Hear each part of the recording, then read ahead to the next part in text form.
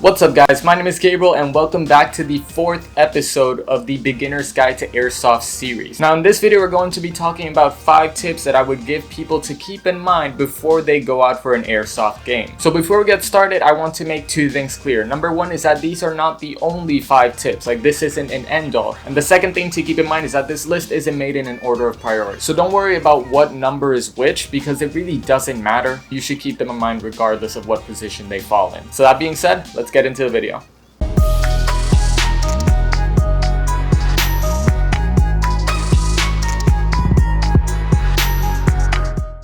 So I know that I just said this doesn't have any order of priority, but if I had to choose one to be the most important tip, especially for beginners, for that first game, I would say that this one is it. Now I mentioned before in my reading your comments video about the first time that I went playing with my history teacher from 8th grade. And he showed us a very important tip, which is shooting your goggles before you play. It's better to postpone a day of fun than to lose your sight for the rest of your life. So that is something that I've kept to heart. So as soon as me and my friends got the goggles, we all tried the exact same trick to make sure that we were safe on the field. Personally, you can do it barrel to lens. That is the absolute safest way to know if it will break or not. But personally, what I would do is stand like 5 feet away, something like if the equivalent of a distance of somebody taking the corner at the same time as you did, and shooting the lens. Shoot both of them. And if you want, just to make sure, you can shoot it multiple times. But I recommend that little bit of distance just so you don't get too much like scratching on the lens. There's always manufacturing defects, so I would still do it anyways. But again, that is up to you. So tip number 2 is charge your battery and check your magazine. So it's happened a lot of times where I've seen people go to the field, they start shooting for like 3 minutes and their rifle dies. And they're like, oh, what happened? Was it the motor?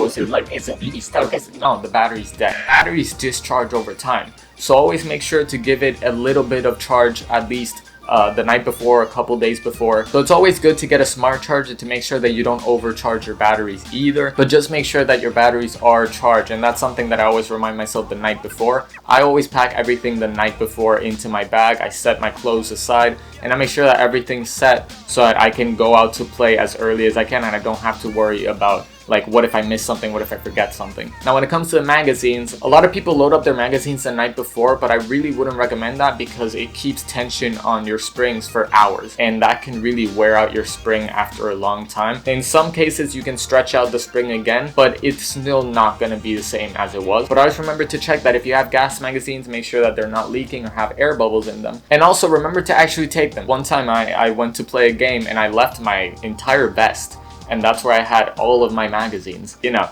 that could be bad. So remember to actually take them as well. So my next tip is to bring tools and water. These are 2 things that are always underestimated on a field. Some people are just like, nah, I'm just gonna play for a little while, I don't need to bring water.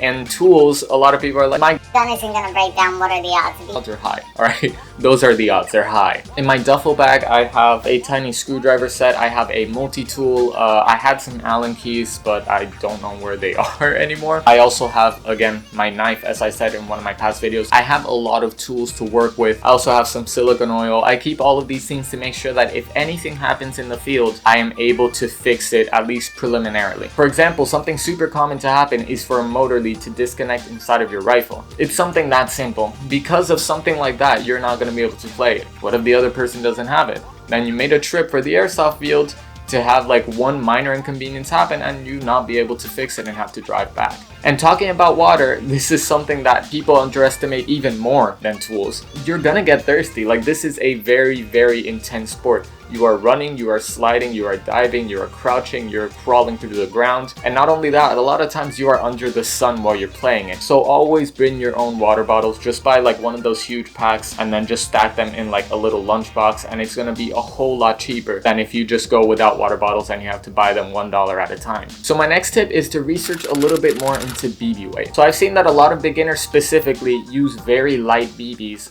and they don't understand how that can hinder their performance tenfold. So the rule of thumb basically is anything under 0.2 grams is basically unusable. So in the only instance that I would use 0.12 gram, 0.15, 16 gram BBs would be in a grenade. Like an airsoft grenade, it doesn't really matter. You don't need accuracy, you just need a spread. Use the lightest BBs, they're cheaper, like it's a lot easier, and that is absolutely no problem. But if you're using it for a rifle and use a light BB, it's gonna make the BB super inaccurate because because the force of the air resistance and the wind, it's just gonna take your BB out of trajectory, massively reducing your range and your accuracy. Remember that force equals mass times acceleration. So if you have a very low mass, it's not gonna have much force, which means that the air resistance and the wind is just gonna knock it off super easily. Now, the higher your mass is, the more force it's gonna have, and the harder it's going to be for air to be able to knock it out of its original trajectory. So personally, I wouldn't use 0.2 grams either, even though it's a lot better than using anything lighter. 0.2 grams is kind of the standard to chrono in to make sure that you're under the legal FPS limit, but I would use 0.25s or 0.28. Now, there's a lot of people that use 0.3s, 3.2s, and anything heavier than that. A lot of times in snipers, they have to use a lot, like much heavier rounds in order to get that extra range. But again, it really depends on your specific rifle. My perfect in-betweener is 0.25 to 0.28, but that's just me. Now, my last tip is one of my pet peeves, and it's so important and so ignored that it's crazy. It's not even unknown, it's ignored, and people don't understand how important it is. And that is to adjust your hop-up and to sight your rifle. So for those of you who don't know, the hop-up is basically a mechanism which puts a little nub inside of the barrel. Now that nub creates friction on the BB, which creates backspin. That backspin kind of fights the downward arc that the BB has in order to give it more range. So by simply adjusting your hop-up properly, you're going to be able to get much better trajectories and much better range at the same time. By doing something so simple, you can boost the effectiveness of your rifle tenfold. The other thing is sight your gun. I've seen people with amazing rifles and super expensive sights. I look down the scope and it's pristine, but as soon as I shoot, the crosshair is right here, and then the BB shooting down here, or shooting over here. Or I can't even see the BB. I'm like, hey, I think your scope's a little misaligned. You know, sometimes it happens. A lot of times I'm met with the answer of, oh, Yeah, I know. I kind of just like measure it from there. like, what do you mean you know? You don't adjust your scope? And they're like, oh, No, I'm just too lazy. no! Like, it's instinctual, it's muscle memory, it's reflexes. What people don't understand is that your reflexes don't take into consideration, like, it's a little bit to the left, it's a little bit to a right. Reflexes are like whatever is the most noticeable at the moment. So if I'm taking corner and I see someone like straight up front, and I pull up my rifle to shoot as fast as possible, your brain is just gonna see, where is the red dot? Is it on him? Yes, shoot. So it's super important to line up your rifle to get that quick like sight acquisition and shot and be able to actually hit it. Also, I'm going to say you adjust your hop up before you adjust your sights, because obviously when you adjust your hop up, it affects the trajectory of your BB.